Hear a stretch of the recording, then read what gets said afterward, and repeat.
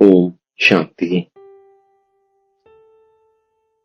நான் தேகத்துடன் சேர்த்து தேகத்தின் அனைத்து தர்மங்களையும் மறந்து என்னை ஆத்மா என்று உணர்கின்றேன்.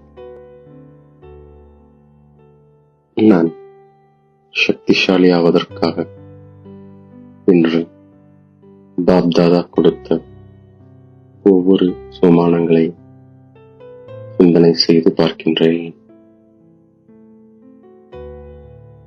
எப்படி பிரம்மா தனது அனைத்தையும் இறைவனுக்காக அர்ப்பணம் செய்தாரோ, முழு டிரஸ்டியாக ஆனாரோ, அதே போல நானும் டிரஸ்டியாக இருக்கின்ற ஆத்மா. நான் என்னுடையது அனைத்தை ஈஸ்வரிய சேவையில் ஈடுபடுத்துகின்ற ஆத்மா. நான் முழுமையாக டிரஸ்டியாக ஆகின்ற ஆத்மா. நான் தந்தையின் ஸ்ரீமத்படி நடந்து கொண்டே இருக்கின்ற ஆத்மா. நாம் ஆத்மாக்கள் எங்கிருந்து வந்தோம், தந்தை மற்றும் நம்முடைய சொர்க்கத்தை எப்படி மறந்தோம் என்பதை அனைவருக்கும் இந்த ரகசியத்தை காதுகளில் கூறுகின்ற ஆத்மா. நான் சாந்திதாமத்தில் வசிக்கின்ற ஆத்மா. நான் தந்தையின் மூலம் முதல் இடை கடை பற்றிய ரகசியத்தை புத்தியில் பதிந்து வைத்திருக்கின்ற ஆத்மா.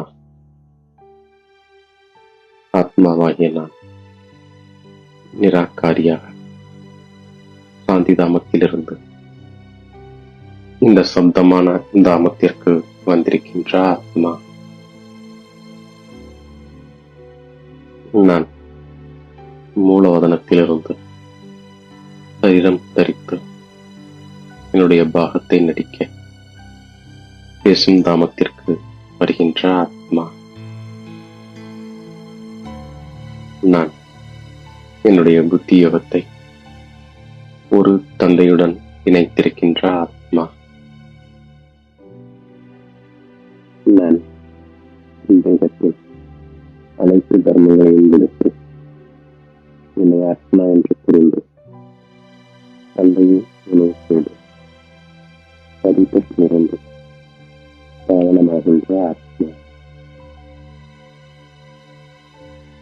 நான் தேகத்தை கூட மறந்து விடுகின்ற ஆத்மா.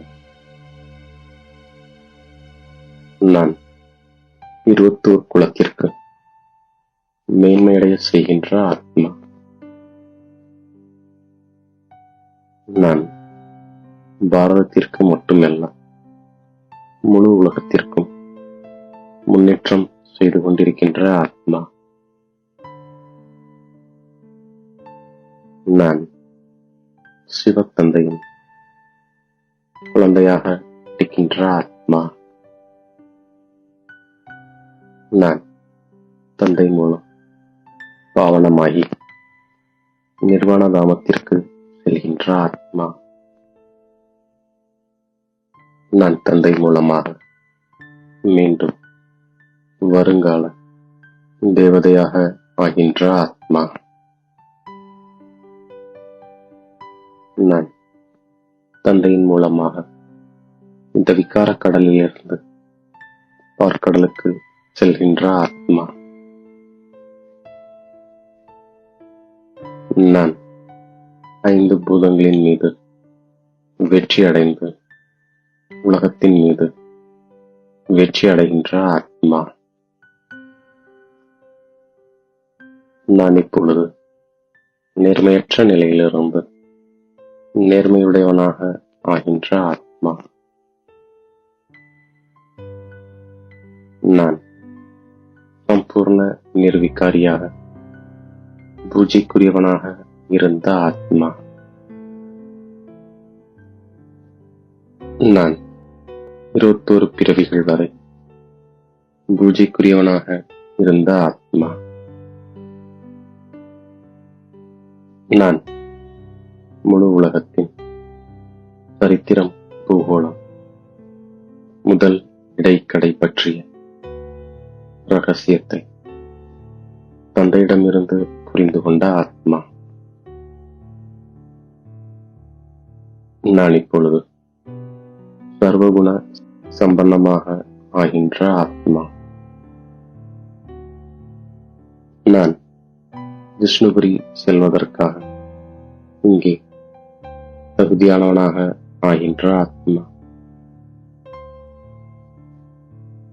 நான் இப்பொழுது விஷ்ணுபுரியான புகுந்த வீட்டிற்கு செல்கின்ற ஆத்மா.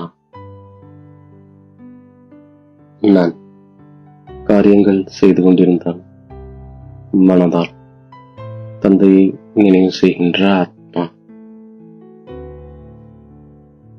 நான் மகாவீரராக ஆகின்ற ஆத்மா. கர்மேந்திரியங்கள் சஞ்சலமடையாமல் இருப்பதற்காக நான் தந்தையின் நினைவில் இருக்கின்ற ஆத்மா. நான் உலகிற்கு அதிபதியாக ஆகின்ற ஆத்மா. நான் உயிருள்ளவரை ஞான அமிர்தத்தை பருகிக் கொண்டே இருக்கின்ற ஆத்மா. நான் தந்தையிடமிருந்து தெய்வீக லட்சணங்களை கற்றுக்கொள்கின்ற ஆத்மா. நான் தெய்வீக குணங்களை தாரணை செய்கின்ற ஆத்மா. நான் ட்ரஸ்டியாகி விடுகின்ற ஆத்மா. நான் தூய்மையாக இருந்து உலகிற்கு அதிபதியாகி விடுகின்ற ஆத்மா. நான் மகாவீரராகி மாயையுடனான குத்துச்சண்டையில் வெற்றி அடைவனாக ஆகின்ற ஆத்மா. நான் எல்லோருடனும் உறவை பேணி காப்பதோடு இதயத்தை ஒரு தந்தையிடம் வைக்கின்ற ஆத்மா. நான் சேவையில் என்னுடையது அனைத்தையும் பயனுள்ளதாக ஆக்குகின்ற ஆத்மா. நான் ஈஸ்வர அர்ப்பணம் செய்து ட்ரஸ்டியாகி இருக்கின்ற ஆத்மா. நான் என்னுடைய முழுமையான சுரூபத்தை அழைப்பு விடுப்பதன் மூலம் வருவது போவதுமான சக்கரத்திலிருந்து விடுபடும் அதிர்ஷ்ட நட்சத்திரமாக ஆகின்ற ஆத்மா.